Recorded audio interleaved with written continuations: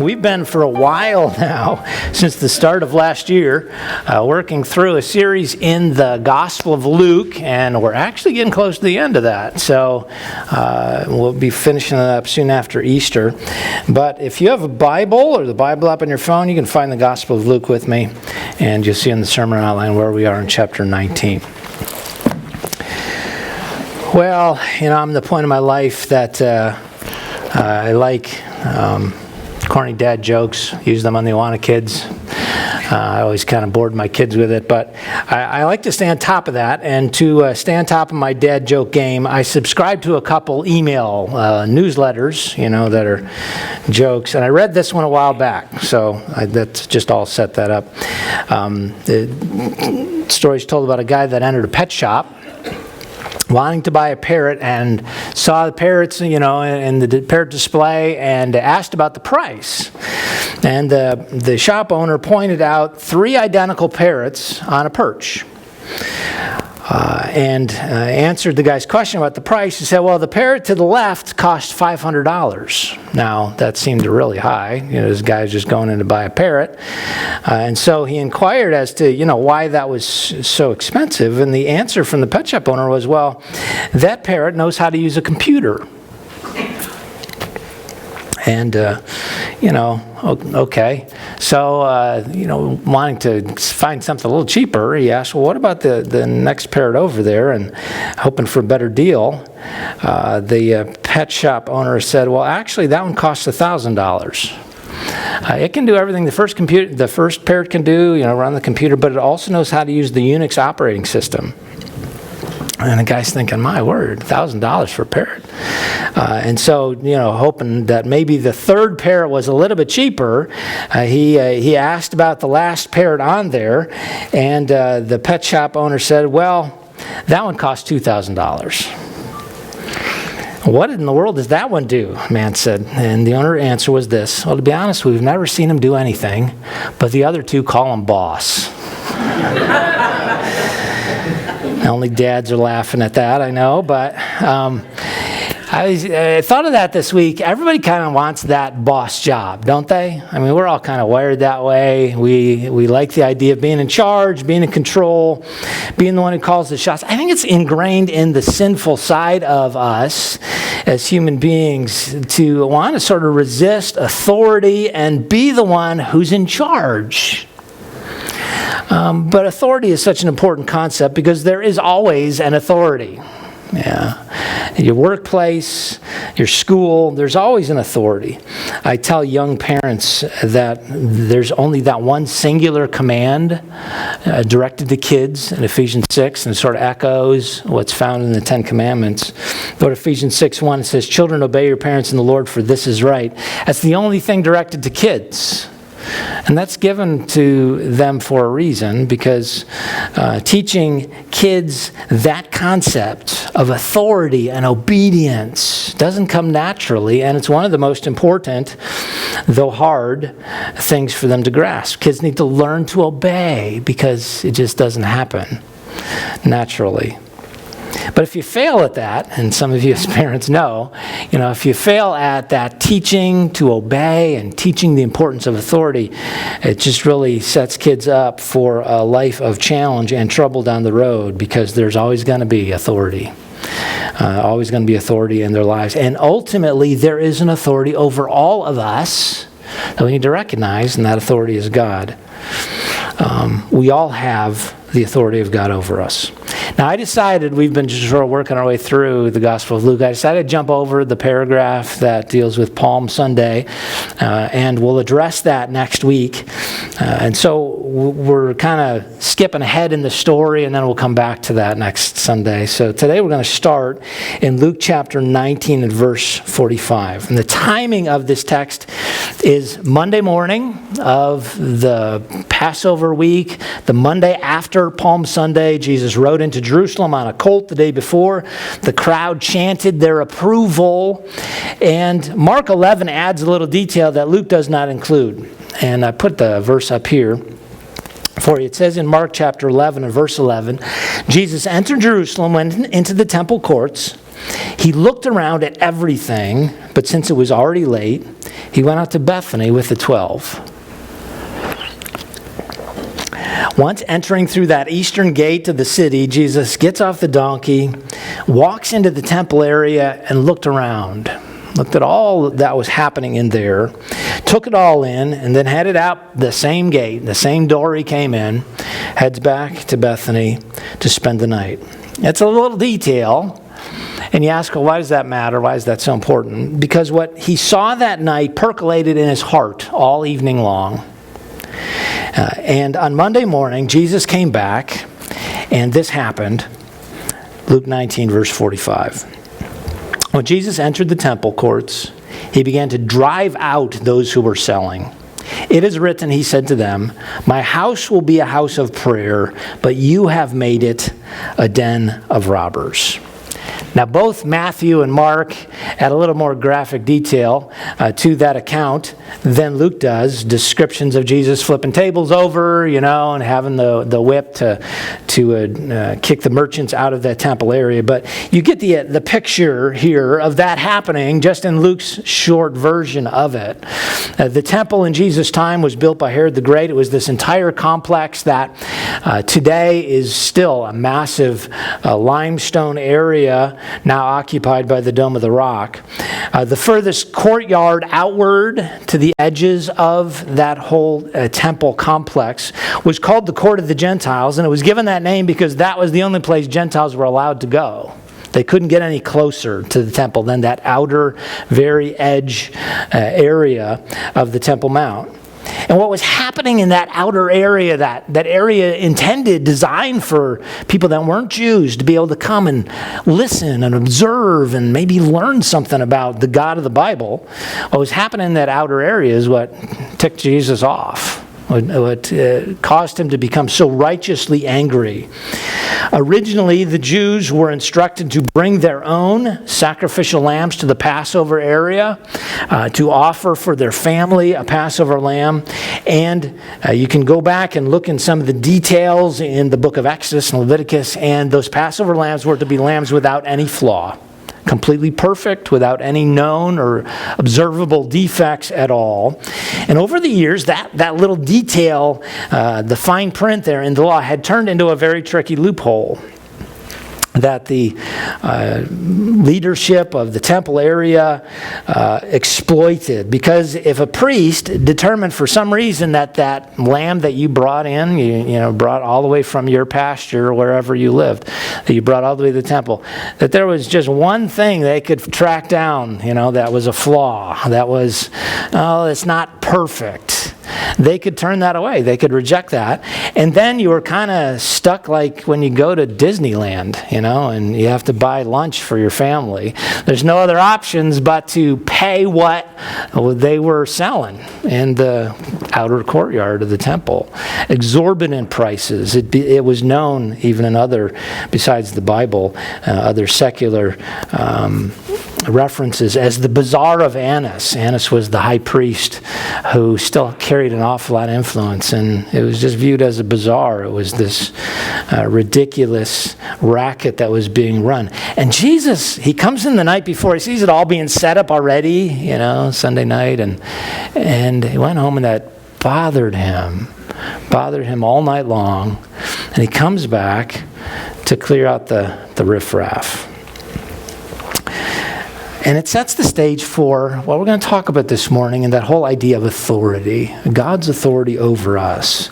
The very beginning of the last week of his life on earth, Jesus clashed with the religious authorities. And so much of it on this day was about who's in charge.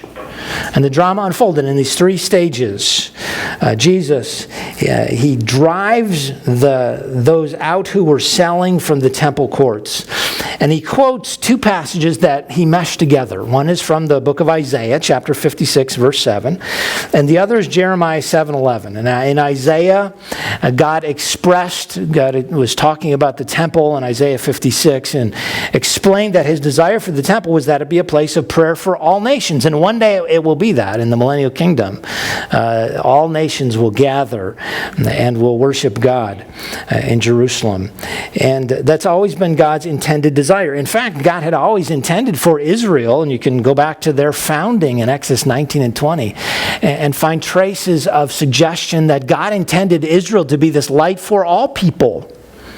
That as a nation they would represent God to the world, and that they would draw people to God through their lives, through their worship. That had always been God's intention, and they'd failed at that. They'd failed at that in so many ways, but one of the obvious ones was here, the one place designed for Gentiles to come and get a taste of what it meant to be a worshiper of the true God. They had turned that into the commerce center of the temple. They had turned that into the marketplace, the place where they ran this racket of selling lambs. It was designed to be a place of prayer for all nations, and instead had been turned into a den of robbers. And that phrase is one that Jesus lifted from the prophecy of Jeremiah. Jeremiah chapter 7 and verse 11 is also talking about the temple, but in Jeremiah's day. Jeremiah lived right before the Babylonian captivity, 70 years of captivity, which the people of Israel were carried off. And that all happened because they had turned away from their God. And part of it was the way that they were worshiping. And Jeremiah wrote those words. In his day, the temple has been turned into this den of robbers, and Jesus knew it was happening again. It's happening again in his time, in his day. And so he meshes those two things together, that this house of prayer for all nations had been transformed into a den of robbers. And judgment was coming.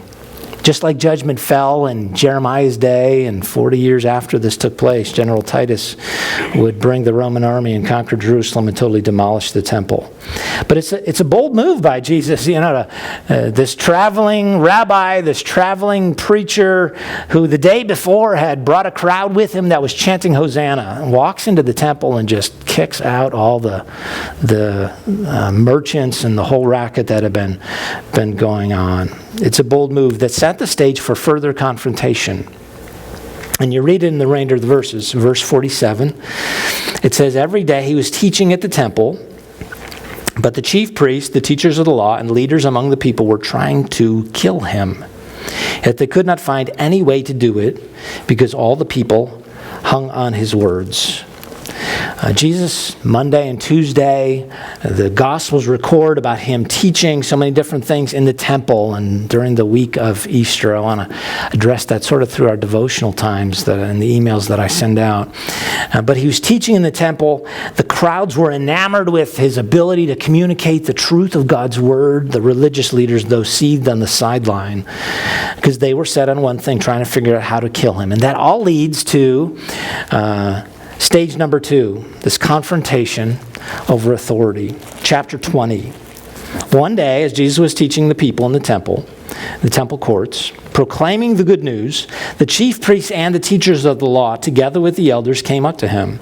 Tell us by what authority you're doing these things.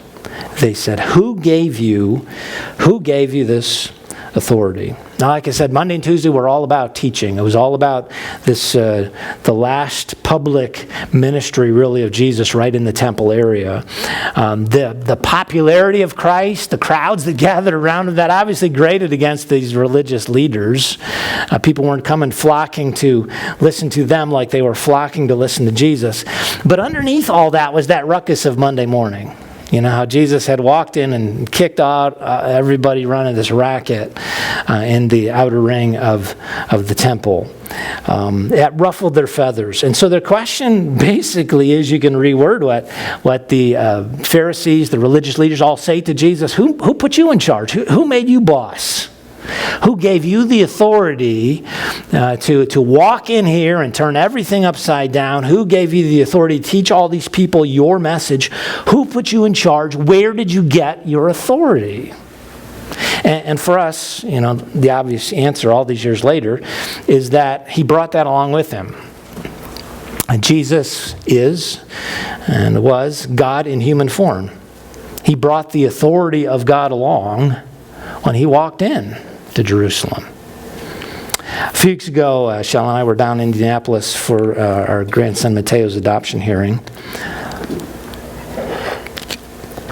And everybody from both sides of the family were crowded into this classroom, as well as a couple friends. Stuck one picture up here. But there was only one person with the authority to make the adoption final. Among all the people that were there, there's only one person that had the authority. The judge arrived, wearing his big black robe, and you know what? Nobody questioned him. Nobody questioned that he had the authority to do what he was there to do. The lawyer asked a bunch of questions of Adam and Amanda, and then sort of turned it over to the judge, and he asked them a couple questions, and then he asked, grandparents a couple questions. Do you promise to spoil your grandson? And of course we said yes to that. But then he's the one that made that pronouncement. And I thought I had experience in preparing this sermon because nobody questioned that. Nobody asked to see his law degree. Nobody asked to see his credentials. Nobody questioned the judge's authority. It was obvious that he was the judge and that he had the right to finalize this adoption. It was obvious. I think it was equally obvious after 3 years worth, and we've been walking through the Gospel of Luke, seeing so many different spotlights of that. After 3 years worth of credentials that Luke has documented, that Jesus had the authority to do what he was doing. He perfectly fulfilled the messianic prophecies. His family tree matched the tree that the Messiah was to come from. He had done so many miraculous healings and other demonstrations of power that just proved that he was God in human form. And you see it even here, the way that he taught the scriptures, the words himself that he had inspired. But the way he taught the scriptures was so profound and so powerful that people were in awe of his ability, grip the people wherever he went. It was just obvious where his authority came from, but these religious leaders, they didn't accept that. They refused to acknowledge it. And so Jesus plays along, and if you pick up where we stopped reading, verse 3, it says this, he replied, I will also ask you a question.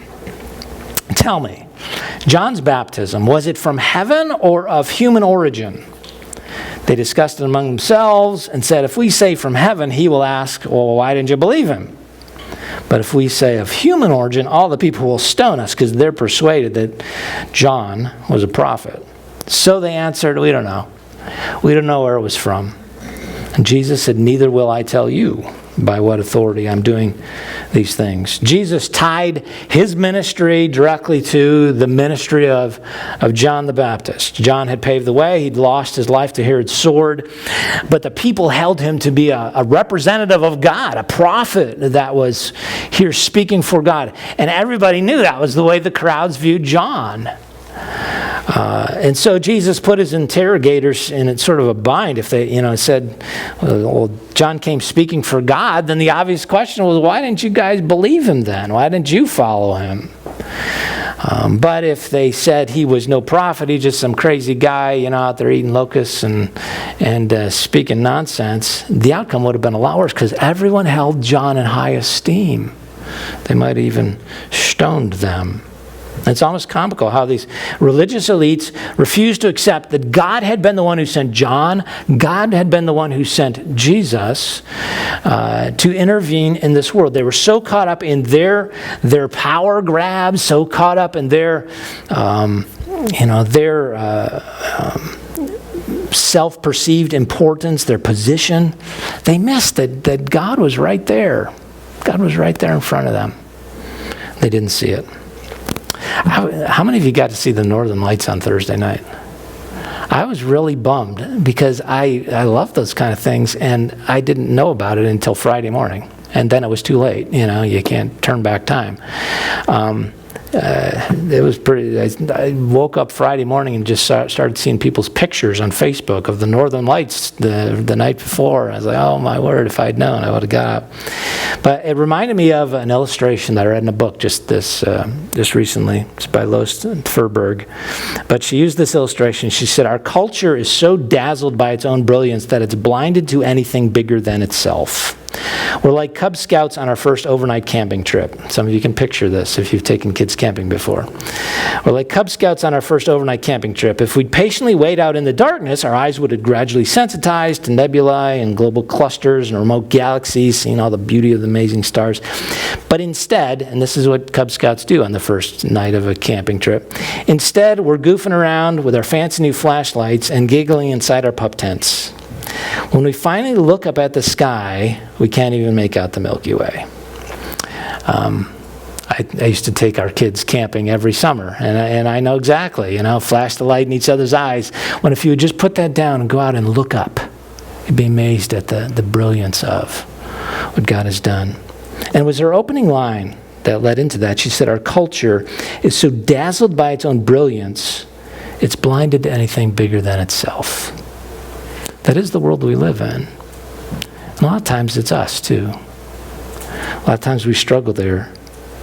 The religious leaders of the temple, they were so wrapped up in themselves, their power, their abilities, their cushy job. They missed the Son of God standing right there in front of them. Now, Jesus didn't bother to give them an answer, an explanation. In fact, it's like he turns away from them and their demand for an answer. And he told one last story. We've looked at a lot of different parables that Jesus has told, stories he made up to make a point along the way. And this is the last one in the Gospel of Luke. He tells this one last story that I described as a self-fulfilling story. It starts in verse 9. He went on to tell the people this parable. A man planted a vineyard, rented it to some farmers, and went away for a long time. At harvest time, he sent a servant to the tenants so they would give him some of the fruit of the vineyard, but the tenants beat him and sent him away empty-handed. He sent another servant, but that one they also beat and treated shamefully and sent away empty-handed. He sent still a third, and they wounded him and threw him out. Interesting story. The crowds are listening. They're soaking it all in, following every turn of events in this tale that Jesus weaved about a vineyard owner. Rented out his vineyard to some farmers to take care of it and produce and bring in the harvest. And he went away for a long time, and at harvest he sends the series of servants to go and get some produce. But they get turned away. They even get beaten up for their troubles.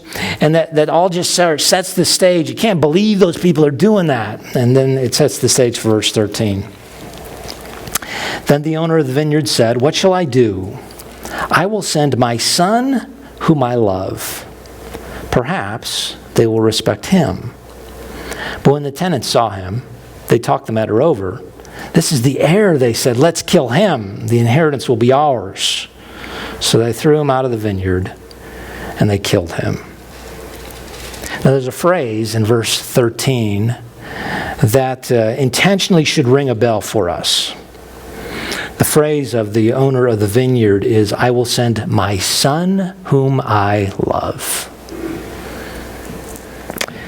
Twice, that phrase has already appeared in Luke's gospel. In Luke chapter 3 and Luke chapter 9, there was this voice that rained down from the sky, first at Jesus' baptism, then on the Mount of Transfiguration. Both times, same voice, God the Father, announced from the sky, "This is my son whom I love." It's no accident that Jesus decided to stick that into his story, into his parable. The owner of the vineyard pictures God the Father, and he had sent his son, the son that he loves, to a bunch of rebels who decide to kill him. Jesus is describing what was happening. It's a self-fulfilling story. What comes next gets the strongest response from the crowd, because Jesus continues, "What then will the owner of the vineyard do to them? He will come and kill those tenants and give the vineyard to others." When the people heard this, they said, "God forbid." Now this crowd wasn't stupid. They were following along. They were connecting the dots of what Jesus was talking about. They knew that God had sent prophets one by one over the years. They'd been rejected, and now the Son was here, and the leaders were talking about killing him, talking about getting rid of him. But the thought of the vineyard being given to others was just totally unbelievable in the minds of that crowd. They were God's chosen people. And not the Gentiles, not those outside of national Israel. And for that racket to have continued for as long as it did outside in the court of the Gentiles, the people in a certain way had gone along with it. It was okay, sort of back in the start of our text, to use the court for a commerce center because nobody wanted Gentiles to come to the temple anyway. We don't want anything to do with them. That was the mentality of the Jewish people, not just the leadership. And when God suggests, when Jesus suggests in his story that he is going to open the vineyard up to others, to those outside, it stirs their hearts to show their true colors. And their answer is, God forbid. Verse 17, Jesus looked directly at them and asked, "What then is the meaning of that which is written? The stone the builders rejected has become the cornerstone. Everyone who falls on that stone will be broken to pieces. Anyone on whom it falls will be crushed." That's a quote from Psalm 118, what we read earlier. It's verse 22 in there. Standing on top of this massive limestone Temple Mount, Jesus quotes a verse that predicts what would happen to himself. The stone the builders rejected would become the cornerstone and something much bigger than anything any of them that day could have imagined. Peter would quote the same verse just a few months later in one of his most powerful sermons. And it's the other side of the cross. It's the other side of the resurrection and ascension of Jesus. It's past the arrival of the Holy Spirit and the launch of the church.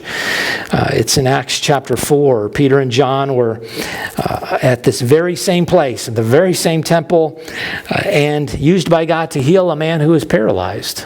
Miraculous, instantaneous healing. And then they were accosted by the same religious leaders because of it. And Peter said this, it's Acts 4, verse 8. Then Peter, filled with the Holy Spirit, said to them, "Rulers and elders of the people, if we are being called to account today for an act of kindness shown to a man who was lame and are being asked how he was healed, then know this, you and all the people of Israel. It is by the name of Jesus Christ of Nazareth, whom you crucified, but whom God raised from the dead, that this man stands before you healed. Jesus is the stone you builders rejected, which has become the cornerstone." And then verse 12, "Salvation is found in no one else, for there is no other name under heaven given to mankind by which we must be saved." Peter remembered, I think, the connection that Jesus made to Psalm 118. Peter remembered that final parable. Jesus is the stone the builders rejected, but he has become the cornerstone of the church, the only one through whom salvation is found. And Jesus was making that point in his summary story, his very last parable. And when he said, everyone who falls on that stone will be broken to pieces, he was saying that if you fall onto the cornerstone, if you stop leaning on your own independent sufficiency, think you can be right with God on your own, if you fall onto the cornerstone, if you lean into the cornerstone, you put your faith in the cornerstone, you'll find hope and salvation in depending on him alone. But the opposite is just as true. Those that resist, those that refuse, will one day find themselves crushed by the eternal judgment from the cornerstone. The stone will one day crush all those who oppose him. And these religious leaders, they hear all that story. It wasn't really directed to them, but it was. They hear all that. They knew Jesus was talking about them. And it closes, the section we're going to look at today, closes verse 19 with these words. It says, "The teachers of the law and the chief priests looked for a way to arrest him immediately because they knew he had spoken this parable against them. But they were afraid. They were afraid of the people." They were afraid, but they didn't back down. And you know how it all went. They connived, they planned until they found one of the inner circle who would betray him. Then they lied, they twisted justice, they arranged for Jesus' death at the hands of the Romans. And at that point, the power-wielding hierarchy thought that they had pulled it off. By Saturday, they would assume that they have rid themselves of this nuisance from Nazareth. They assumed they'd won the epic clash of authority. Who's in charge? Hey, we are. But in reality, they were eternally wrong. It was God's plan all along for the stone to be rejected and become the cornerstone of his eternal building. It's an interesting, story, interesting sort of epic clash of, hey, I'm in charge, who's in charge here? And it does give us some lessons. And I want to give you just 3 takeaways here, lessons that sort of linger from an epic clash about authority. Here's the first one. Because that story, that last parable Jesus told, because that story came true, the gospel is available for you.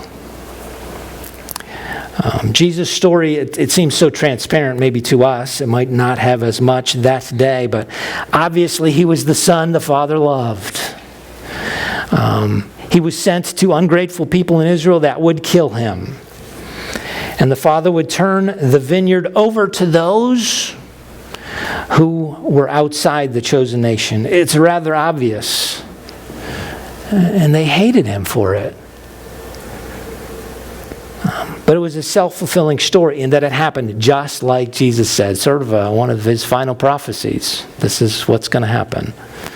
It happened exactly like he predicted. And because it did, because Jesus did go on to be rejected, to be killed, to be crucified for our sin, buried, and then rose again that 3rd day, hope, salvation, forgiveness is possible, available to you and me, all people. Not just the people in Israel, not just the family tree of Abraham. All people are given the opportunity to have their sins forgiven, become a part of the family of God. The vineyard has been thrown wide open. But like Peter preached in Acts chapter 4, it is wide open only to those who will believe in Jesus' name. And every time I have the opportunity, I always ask, have you done that? Do you know for sure that you have put your trust, your confidence for eternity, not in yourself, not in being a good person, not even coming to church, but in what Jesus did, who Jesus is, that he died on that cross for you? I hope so. Because that story came true. The gospel is available to you, but you have to respond to it. Here's the second thing. The only obvious case of anger in God the Son surfaced when prophet replaced prayer as the priority. I don't want to slip past this story of Jesus driving everybody out of the temple there, the merchants out of the temple, without noticing that really important point. The one obvious time, the one clearly obvious time that Jesus became angry, what stirred his ire was that prophet had replaced prayer. Making money was more important than inviting outsiders to consider their need for a relationship with God. And over the passing of years, it happens to all of us, but it happened in Israel. Priorities get abandoned, agendas get shuffled, and making money now mattered more than making room for a closer relationship with God. And it angered the Son of God. And I wonder if sometimes it still does. Daily life for all of us kind of pulls the thread of our priority structure, right? You can say this is what matters most, this is what matters next. But daily life kind of yanks that chain for all of us. We all struggle with keeping our priorities in the right order in life. And the one thing that easily gets set aside too often is time with God in prayer. Time with God in prayer. I came across recently a very old quote. J.C. Ryle was a pastor in England in the 1800s. And he said this, just really sort of stood out to me. Backsliding generally first begins with neglect of private prayer. Bibles read without prayer, sermons heard without prayer, marriages contracted without prayer, journeys undertaken without prayer. Sliding back from having a close relationship with God often begins when we set on the shelf time with God in prayer. The only obvious case of anger in God the Son surfaced when prophet replaced prayer as a spiritual priority. And you know, just like I do, daily life pulls us. It pulls us back We all have busy lives. Life happens, and sometimes it's life's happening that takes first slot over time with God. Talking with God, living in light of our relationship with God. And if the only instance of anger on Jesus' part was when prayer was replaced by lesser priorities, then we should consider that a problem if it's happening in our own hearts. And I think that's something to think about closely. Here's the last one. Those with the most to lose resisted Jesus' authority the most.